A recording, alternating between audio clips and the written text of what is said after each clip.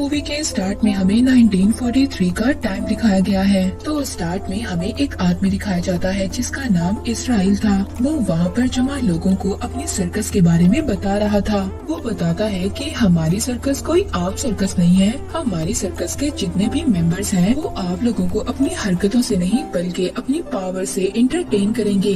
इसीलिए आप लोग हमारी सर्कस को देखने के लिए जरूर आए। इसके बाद हमें सर्कस के अंदर का सीन दिखाया जाता है। सबसे पहले हम इनके सर्कस में इनके फर्स्ट मेंबर को देखते हैं जो कि एक लड़का था। इसके पास ये पावर थी कि ये किसी भी इंसेक्ट को अपने काबू में कर सकता था। तो वहाँ पर वो जुगनुओं को अपने काबू में कर लोगों को एंटरटेन कर रहा था। ये सब देखकर सब लोग बहुत ज्यादा हैरान हो रहे थे। फिर इसके बाद इनकी टीम मेंबर का दूसरा आदमी जो कि एक जोकर था, इसके पास मैग्नेटिक पावर थी। ये अपनी बॉडी से किसी भी लोहे की चीज को चिपका सकता था। और फिर उसके बाद बारी आती है तीसरे मेंबर की। इसकी बॉडी पर हर जगह बाल थे और ये एक बंदर की तरह नजर आता था, मगर इसके पास आम इंसानों से ज्यादा पावर थी। और इसके पास ये पावर थी कि ये सख्त से सख्त लोहे को आसानी से मोड़ सकता था। लास्ट में आती है इनके ग्रुप में एक लड़की। इसके पास इलेक्ट्रिसिटी की पावर थी। ये अपनी बॉडी से इलेक्ट्रिसिटी को जनरेट कर सकती थी और यहाँ पर ये अपनी बॉडी से बल्ब जलाकर लोगों को एंटरटेन कर रही थी। सब लोग इनकी ये सर्कस देखकर बहुत ज्यादा हैरान थे क्योंकि सबके पास यूनिक पावर्स थी। तभी जब इनका शो खत्म हो जाता है तो वहाँ पर अचानक से वॉर स्टार्ट हो जाती है। सर्कस देखने के लिए जितने भी लोग आए थे सब के सब मारे जाते हैं और ये टाइम हमें वर्ल्ड वॉर 2 का दिखाया गया है। और अब इनका सर्कस करना तो नामुमकिन था। इजराइल और उसकी बाकी टीम अपना शहर छोड़कर दूसरे शहर में आ गए थे। वहाँ पर इजराइल अपने बाकी मेंबर्स को बता रहा था कि मैंने कुछ लोगों से बात की है और वो थोड़े पैसों में हमें अमेरिका ले जाएंगे क्योंकि इस सिटी में तो ऑलरेडी सर्कस है और हम उन लोगों का मुकाबला नहीं कर सकते। मगर ये डिसीजन लेने के लिए बाकी लोग घबरा रहे थे। उनको ये डर था कि उन्होंने जितने भी पैसे कमाए हैं वो सब खत्म न हो जाए। मगर अब जो उनके ग्रुप में लड़की थी उसके कहने पर सब लोग बात मान जाते हैं। और फिर अगले दिन इस्राइल सबसे पैसे लेता है और अमेरिका के टिकट लेने के लिए चला जाता है। और जाने से पहले वो उन सबसे वादा करता है कि वो शाम होने से पहले वापस आ जाएगा। पर अब वो लड़की जिसके पास इलेक्ट्रिसिटी की पावर थी, जिसका नाम डेल्टा था, वो बहुत ज्यादा परेशान हो गई थी क्योंकि अब रात हो चुकी थी। जब वो परेशान थी तो उसके पास वही लंबे बालों वाला आदमी आता है। वो कहता है कि वो एक बहरूपिया था और वो हम सबके पैसे लेकर भाग चुका है। वो अब कभी वापस नहीं आएगा। मगर मैं डेल्टा को इस बात पर बिल्कुल भी यकीन नहीं था। वो अभी भी ये सोच रही थी कि इस्राइल वापस आ जाएगा। इसके बाद हमें एक आदमी दिखाया जाता है जिसने वहाँ पर एक आदमी को पकड़ा हुआ था और उसका सर एक पानी से भरे हुए गिलास में रखा हुआ था। तभी उस आदमी का वहाँ पर भाई आता है। वो उसे बताता है कि इस आदमी के पास ऐसी पावर्स है कि ये घंटों तक अपना सर पानी में रख सकता है। मगर ये क्या, कुछ टाइम के बाद वो आदमी मर गया था। इस बात पर उस आदमी का भाई जिसने इस आदमी को पकड़ा हुआ था, जिसका नाम फ्रांस था, वो कहता है तुम किसी भी काम के नहीं हो। तुमने एक मासूम आदमी की जान ले ली। कल सुबह मैं तुम्हें इस शहर से दूर भेज दूंगा। मगर फ्रांस अपने भाई को मना रहा था। अब उसका भाई भी कुछ दिनों के लिए मान जाता है। दरअसल फ्रांस का भी ड्रीम था वो अपने भाई की तरह सार्जेंट बने और हिटलर के लिए काम करे। मगर जब डॉक्टर ने उसके हाथ में 6 उंगलियों को देखा तो उसका मजाक बनाने लगे, जिसकी वजह से फ्रांस सोल्जर तक ना बन पाया। और तभी उसने ये डिसाइड किया कि वो ऐसे लोगों को तलाश करेगा जिनके अंदर अलग सी पावर्स हो और वो उन लोगों को एज अ गिफ्ट हिटलर को पेश कर देगा ताकि वो वॉर को जीत सके। और इसी तरह हिटलर खुश हो जाएगा और उसको सार्जेंट बना देगा। और साथ ही साथ हमें यहाँ पर पता चलता है फ्रांस के पास भी एक ऐसी पावर्स थी कि वो फ्यूचर को देख सकता था। दूसरी तरफ हम मेटेल्डा और उसके ग्रुप को देखते हैं जो वहाँ से जा रहे थे। तभी वो देखते हैं कि हिटलर के लोग कुछ लोगों को ट्रक में डाल रहे थे और अब वहाँ पर हिटलर के लोग ट्रक में सिर्फ 24 लोगों को डाल रहे थे। मेटेल्डा और बाकी लोग ये जब देखते हैं तो डर जाते हैं। ये वहाँ से भागने लगते हैं पर तभी कुछ सोल्जर्स मेटेल्डा को छोड़कर बाकी लोगों को पकड़ लेते हैं। उन्हें ऐसा लग रहा था कि मेटेल्डा जूइश नहीं है। ये देखकर मेटेल्डा बहुत ज्यादा परेशान हो जाती है। वहीं पर इनकी सर्कस के बाकी 3 लोग जिनको सोल्जर्स ने पकड़ लिया था, वो अपने जादू का इस्तेमाल करते हैं और वहाँ से भाग जाते हैं। और रास्ते में उनको मैटिल्डा भी दोबारा से मिल जाती है, जिसकी बॉडी पर हर जगह बाल थे। वो इन सब से कहता है, हमें यहाँ पर सर्कस में काम करना होगा, हम कोशिश तो कर सकते हैं। इस बात पर मैटिल्डा कहती है कि हमें यहाँ पर इसराइल का वेट करना चाहिए, हो सकता है उसको सोल्जर्स ने पकड़ लिया हो। लेकिन मैटिल्डा की बात वहाँ पर कोई भी नहीं सुनता। वो तीनों वहाँ से चले जाते हैं और मैटिल्डा को अकेला छोड़ गए थे।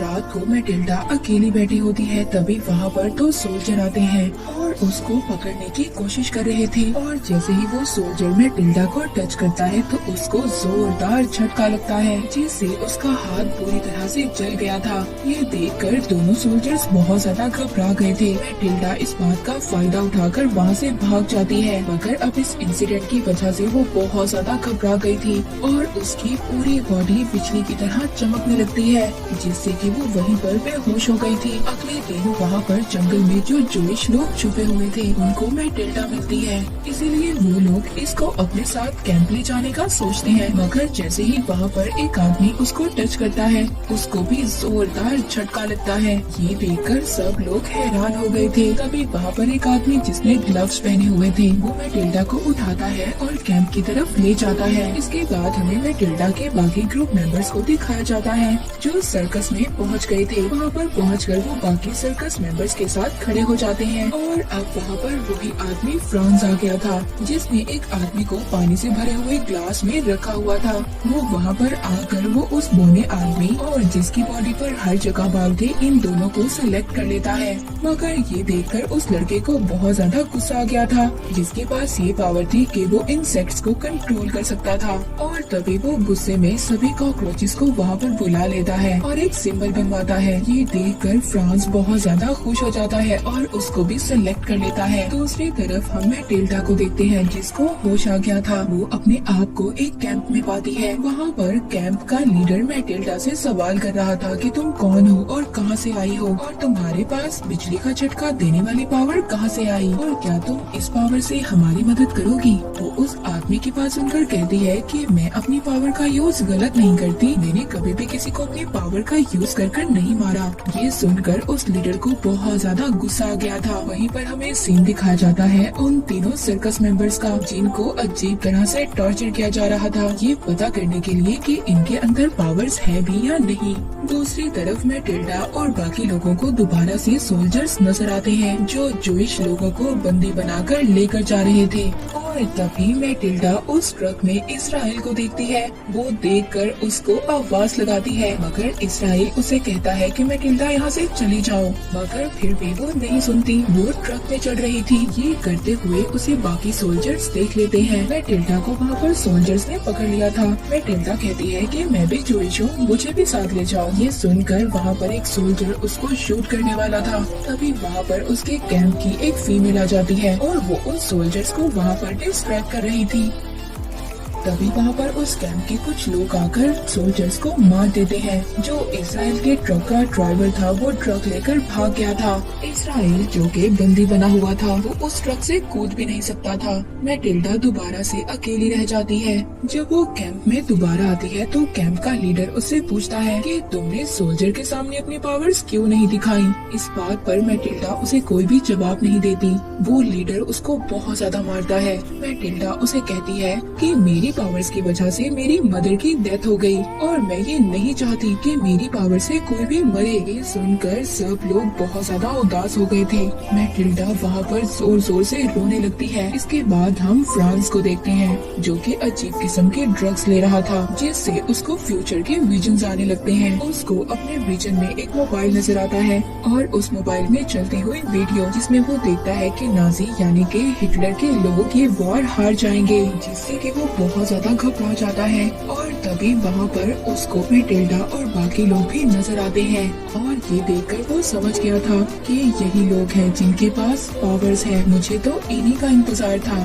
फिर वो जल्दी से उनका स्केच बना लेता है और फिर अगले दिन हम टिल्डा को देखते हैं जो अपने ग्रुप के लोगों को ढूंढने के लिए सर्कस के पास आ गई थी। सोल्जर्स को उस पर शक हो जाता है, वो वहाँ से भागने लगती है और भागते भागते फ्रांस के ही कमरे में आ जाती है। वो वहाँ पर उसको बेहोश कर देता है और एक बल्ब को उसके होंठों से टच कर चलाता है, ये पता करने के लिए कि ये वही विजन्स वाली लड़की है। और जब बल्ब चलता है तो उसको यकीन हो गया था कि ये वही लड़की है। अब रात को जब सर्कस का प्रोग्राम रखा जाता है तो वहाँ पर फ्रांस सबको बताता है कि आज मैं आपके सामने ऐसे लोगों को पेश करने वाला हूँ जिनकी पावर्स का यूज कर हम इस वॉर को जीत सकते हैं। और इतना कहकर वहाँ पर वो एक पिंजरे में उन तीनों को लेकर आता है जो मैटिल्डा के ग्रुप मेंबर्स थे, और दूसरे पिंजरे में मैटिल्डा थी, जिसको देखकर उसके ग्रुप का जोकर, बालों वाला आदमी और इंसेक्ट पावर वाला लड़का खुश हो जाते हैं। पर तभी मैटिल्डा के पिंजरे में एक शेर को डाल दिया जाता है। फ्रांस वहाँ पर उसे कह रहा था कि इस शेर को शॉक देकर मार दो ताकि लोग तुम्हारी पावर्स को देख सकें। ये सुनकर मैटिल्डा बहुत ज्यादा घबरा जाती है और वहाँ पर शेर भी बहुत जोर से दहाड़ रहा था। तभी मैटिल्डा अपना हाथ आगे करती है उस शेर को शॉक देने के लिए, पर तभी वो शेर मैटिल्डा के साथ ही खेलने लग गया था।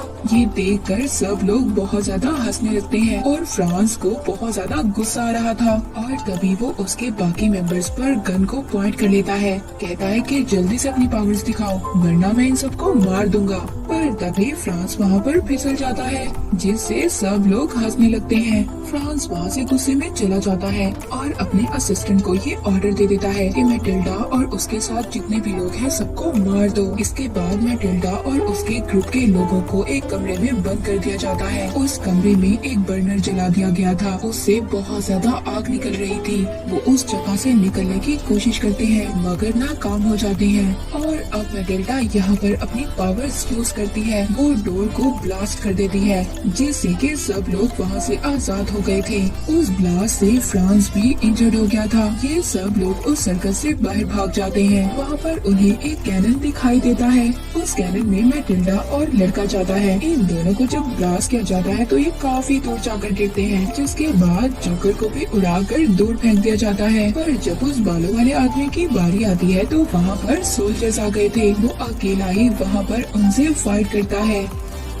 तभी वहाँ पर एक फीमेल कुछ घोड़े लेकर आती है। ये लेडी बिल्कुल इसके जैसी ही लगती थी। ये उससे एक घोड़े पर बैठकर मैटिल्डा और बाकी लोगों के पास पहुँच जाता है। दूसरी तरफ हमें फ्रांस को दिखाया जाता है जिसके पास उसका भाई आया था और वो कहता है फ्रांस देखो बहुत हो गया, मैं तुम्हें अब इस शहर में नहीं रहने दूंगा। इस बात पर फ्रांस को बहुत ज्यादा गुस्सा आ गया था और वो अपने भाई पर अटैक कर देता है और अपने भाई का गला दबाकर मार देता है। जिसके बाद वो अपने भाई के कपड़े पहन लेता है और अपने 6 फिंगर को काट देता है और सार्जेंट बनकर बाहर आ जाता है। इसके बाद मैटिल्डा और बाकी लोगों को देखते हैं जो एक ट्रेन के पास आ गए थे। इस ट्रेन में इजराइल और बाकी जोइश को इस शहर से बाहर भेजा जा रहा था और इसीलिए अब वो उस ट्रेन पर जैसे ही कूदते हैं वो सोल्जर्स वाले डब्बे में आकर गिर जाते हैं। पर वो लड़का बाहर ही लटक जाता है जिसके पास इंसेक्ट्स को काबू करने की पावर थी। उसको वहाँ पर बाहर कुछ मधुमक्खियाँ नजर आती हैं। जब अंदर सोल्जर मैटिल्डा और बाकी लोगों को मारने वाले थे